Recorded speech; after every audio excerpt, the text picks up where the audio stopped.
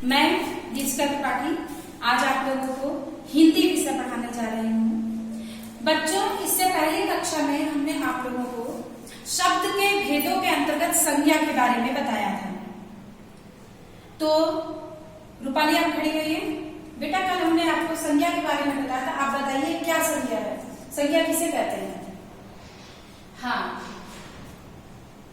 Very good. किसी वस्तु, व्यक्ति, स्थान या भाव के नाम को संज्ञा कहते हैं। तो आज हम आप लोगों को सर्वनाम के बारे में पढ़ाने जा रहे हैं। हमारा आज का प्रकरण है सर्वनाम। सर्वनाम को इंग्लिश में बोलते हैं प्रोनाउन। तो बच्चों, सबसे पहले तो हम यह जानें कि सर्वनाम शब्द क्या है। क्या है ये सर्वनाम?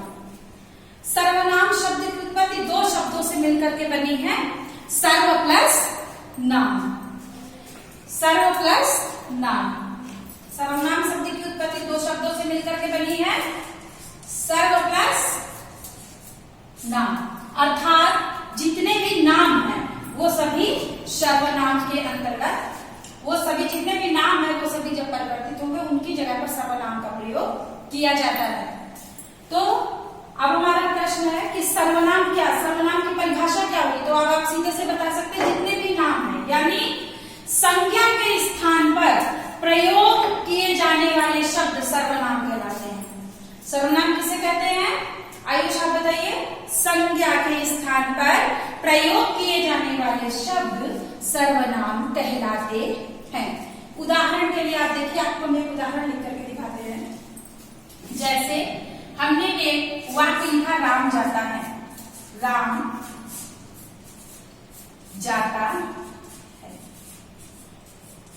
यहां पर ये राम शब्द क्या है? राम है आपका संज्ञा, यानी कि नाउन। इसकी जगह पर जो शब्द प्रयोग हुआ, अब हमने यही वाक्य संशोधित करके सर्वनाम रूप में जब हम लिखेंगे तो हमने लिखा वह जाता है। आर्यन स्टैंड बेटा, बताइए इस वाक्य में सर्वनाम क्या है? वह, क्योंकि वह का प्रयोग जो है वो राम की जगह पर किया गया है। तो वह क्या है? एक सर्वनाम शब्द। जिस प्रकार से बच्चों कल हमने आपको बताया था कि संज्ञा रूपी एक वृक्ष के भाग हैं, उसी प्रकार से सर्वनाम के भी भाग हैं।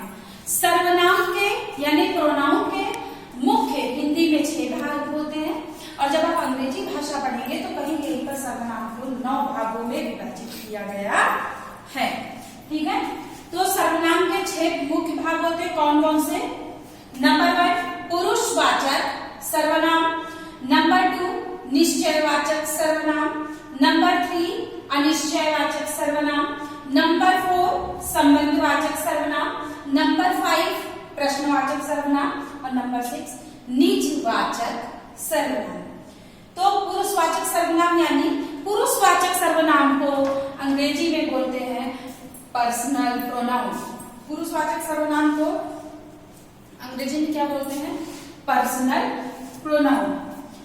तो बच्चों, हम आपको अब बताएंगे कि पुरुषवाचक सर्वनाम क्या है। जैसे आप ऐसे समझ लीजिए, जैसे कोई भी बात हमने आपसे कही, ठीक है, जैसे हमने आपसे कहा मोहन खड़े हुए, आपने मेरी बात सुनी, तो हमने आपसे जो बात की, हम क्या हुए उसमें? क्या हुआ? हम फर्स्ट पर्सन हुए, आप सेकंड पर्सन हुए, और जिसके बारे में हम बात करेंगे वह हुआ थर्ड पर्सन। यानी पुरुषवाचक सर्वनाम किसे कहते हैं? जो सर्वनाम शब्द स्वयं के लिए, और हमने आपके लिए कहते हैं, आपके लिए या किसी अन्य व्यक्ति के लिए जो शब्द हम प्रयोग करेंगे वो पुरुषवाचक सर्वनाम के अंतर्गत आएंगे।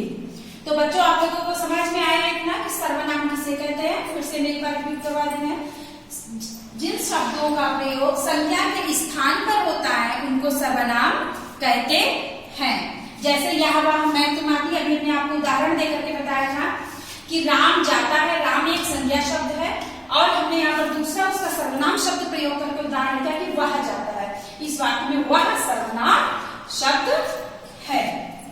सर्वनाम शब्द दो शब्दों से मिलकर के बना है, सर्व प्लस नाम, अर्थात सर्व माने सभी, नाम। ठीक है, तो सर्वनाम के मुख्य रूप से 6 भेद होते हैं। पुरुष फिर से बता देगा रिकैपिटुलेशन में। आर्य नाम बताइए, सर्वनाम के मुख्य रूप से 6 भेद कौन कौन से होते हैं? हाँ, वेरी गुड। पुरुषवाचक सर्वनाम, हाँ, निश्चयवाचक, अनिश्चयवाचक, वेरी गुड, हाँ, संबंधवाचक, प्रश्नवाचक और निजवाचक। तो बच्चों, अब हम आपको सर्वनाम का एक एक भेद पढ़ाएंगे। आइए, पुरुषवाचक सर्वनाम यानी जो सर्वनाम शब्द स्वयं के लिए, सामने वाले के लिए या तीसरे अन्य व्यक्ति के लिए प्रयोग किए जाते हैं उन्हें पुरुषवाचक सर्वनाम कहते हैं। उदाहरण के लिए मैं, तुम, यह, वह आदि। ठीक है, पुरुषवाचक सर्वनाम। मोहिनी स्टैंडर्ड, आप बताइए बेटा पुरुषवाचक सर्वनाम किसे कहते हैं? हाँ, जिसमें जो शब्द, जिन सर्वनाम शब्दों का प्रयोग हम अपने लिए, आपके लिए या किसी अन्य व्यक्ति के लिए करते हैं वहां पर पुरुषवाचक सर्वनाम होता है। पुरुषवाचक सर्वनाम के 3 भेद माने गए हैं। पुरुषवाचक सर्वनाम के 3 भेद हैं, कौन कौन से? उत्तम पुरुष, मध्यम पुरुष, अन्य पुरुष। उत्तम पुरुष यानी फर्स्ट पर्सन, मध्यम पुरुष सेकंड पर्सन, अन्य पुरुष थर्ड पर्सन। अब उत्तम पुरुष फर्स्ट पर्सन में कौन आएगा? फर्स्ट पर्सन में कर्ता स्वयं है, यानी हम, जो कहने वाला होगा। जैसे हमने आपसे पूछा, आयुष आर्यन क्यों नहीं आए थे कल? तो पूछा, प्रश्न किसने पूछा? हमने, यानी हम क्या हुआ उस वाक्य में? First person. किससे पूछा? आपसे पूछा, तो आप क्या हुए? Second person. और किसके बारे में पूछा? आयुष के बारे में पूछा, तो आयुष क्या हुए? Third person. तो पुरुषवाचक सर्वनाम के 3 भेद हैं, कौन कौन से? प्रथम पुरुष, मध्यम पुरुष और अन्य पुरुष। प्रथम पुरुष या उत्तम पुरुष एक ही चीज होती है। उत्तम पुरुष में मैं, हम, मैंने आदि। मध्यम पुरुष में तुम, आपने, आपको आदि अन्य भी शब्दों का प्रयोग किया जाता है। तुम्हारे, उनके, ये उनके जो थर्ड पर्सन में आएगा। अन्य पुरुष यह, वह, वे, ये आदि। ठीक है, तो बच्चों आपको समझ में आया कि पुरुषवाचक सर्वनाम किसे कहते हैं, यानी पर्सनल प्रोनाउन किसको कहते हैं? हाँ, सुमित आप खड़े हुए बताइए। हाँ, जो सर्वनाम शब्द स्वयं के लिए, दूसरों के लिए या किसी अन्य व्यक्ति के लिए प्रयोग किए जाते हैं उन्हें पुरुषवाचक सर्वनाम कहते हैं। पुरुषवाचक सर्वनाम के 3 भेद होते हैं, उत्तम पुरुष, मध्यम पुरुष और अन्य पुरुष। उत्तम पुरुष को अंग्रेजी भाषा में फर्स्ट पर्सन बोलते हैं, मध्यम पुरुष को सेकंड पर्सन और अन्य पुरुष को थर्ड पर्सन बोलते हैं। यानी फर्स्ट पर्सन होता है कर्ता यानी बोलने वाला, वक्ता। सेकंड पर्सन श्रोता, आप मेरी बात सुन रहे हैं। और थर्ड पर्सन वो होगा जिसके बारे में हम बात कहेंगे। अब आप लोगों को समझ में आ गया ना? Very good. तो बच्चों, सर्वनाम का हमारा दूसरा भेद है निश्चयवाचक सर्वनाम यानी डेफिनिट प्रोनाउन। निश्चयवाचक सर्वनाम, जैसा कि आपको शब्द से ही ज्ञात है, निश्चय जहां पर श्योरिटी हो, जहां पर कोई चीज श्योर हो, वहां पर कोई आशंका ना हो, उसे ही निश्चयवाचक सर्वनाम कहते हैं। निश्चयवाचक सर्वनाम पास या दूर के व्यक्तियों के निश्चयात्मक संकेत जिन शब्दों से व्यक्त होता है उन्हें निश्चयवाचक कहते हैं। आप कहेंगे मैडम ये निश्चयात्मक संकेत क्या होता है? निश्चयात्मक संकेत वह होता है, जैसे कि हमने कहा यह मेरी पुस्तक है, तो जो पुस्तक है वह निश्चित रूप से मेरी है, तो इसमें निश्चयवाचक शब्द क्या हुआ? यह। हमने कहा वह मेरी गुड़िया है। आर्यन बेटा बताइए इसमें निश्चयवाचक शब्द कौन सा है? हाँ, वह। वेरी गुड बेटा। तो निश्चयवाचक सर्वनाम किसे कहते हैं? निकट या दूर के व्यक्तियों का निश्चयात्मक संकेत। निकट या दूर में व्यक्ति भी हो सकता है, ध्यान रखिएगा, कोई वस्तु भी हो सकती है। जैसे हमने अभी आपको एक उदाहरण दिया था कि वह मेरी गुड़िया है, तो वहां हम दूर के लिए तो जरूर प्रयोग कर रहे हैं, परंतु गुड़िया जो है वो गुड़िया किस चीज की बनी हुई? किसी प्लास्टिक, वो दूर खड़ी है तो क्या हुआ? तो वो एक वस्तु भी हो सकती है। वह मेरी मेज है। तो मेज एक वस्तु भी हो सकती है। यहाँ पर निश्चित रूप से वह चीज मेरी है ही, वहां पर निश्चयवाचक सर्वनाम का प्रयोग करते हैं। बच्चों अब हम आपको पुरुषवाचक सर्वनाम, निश्चयवाचक सर्वनाम, सर्वनाम की परिभाषा और सर्वनाम के भेद से कुछ प्रश्न आपसे पूछे।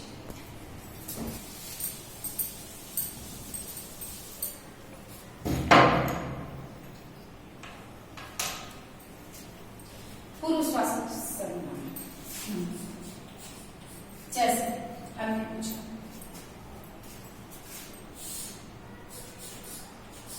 मैंने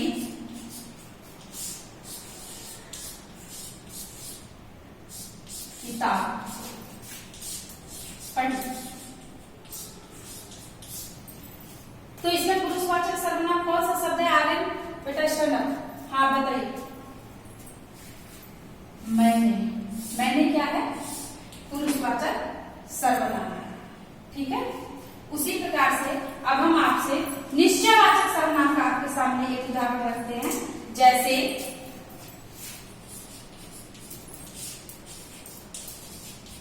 यह मेरी गुड़िया है। अमोघ बेटा ये शब्द, इस वाक्य में बताइए निश्चयवाचक सर्वनाम का कौन सा शब्द प्रयोग किया गया है? क्या बेटा? यह जो है हमारा, यह निश्चयवाचक सर्वनाम शब्द।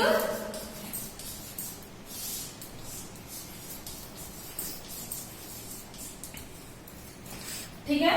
तो बच्चों हमने आप लोगों को आज सर्वनाम की परिभाषा, सर्वनाम के भेद और पुरुषवाचक सर्वनाम तथा निश्चयवाचक सर्वनाम को जो है विस्तार पूर्वक बताया है।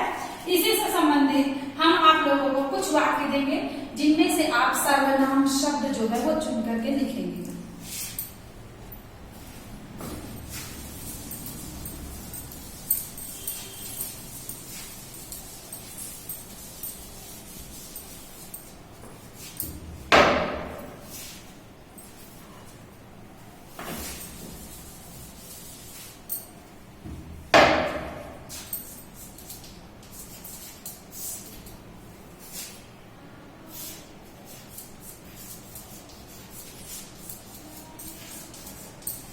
निम्नलिखित वाक्यों से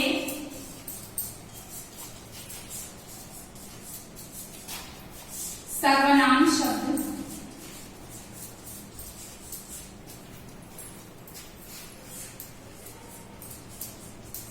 चुनकर लिखिए।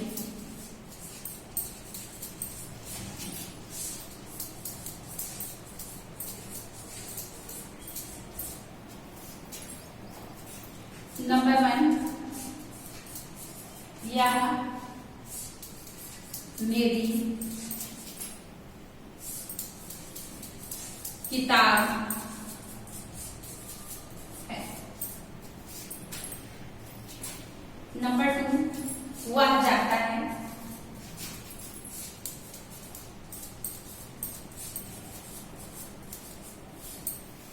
वह जाता है।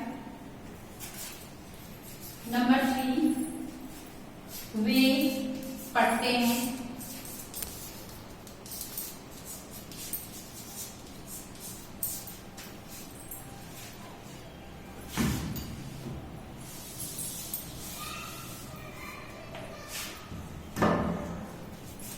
नंबर 4, तुम सोते हो।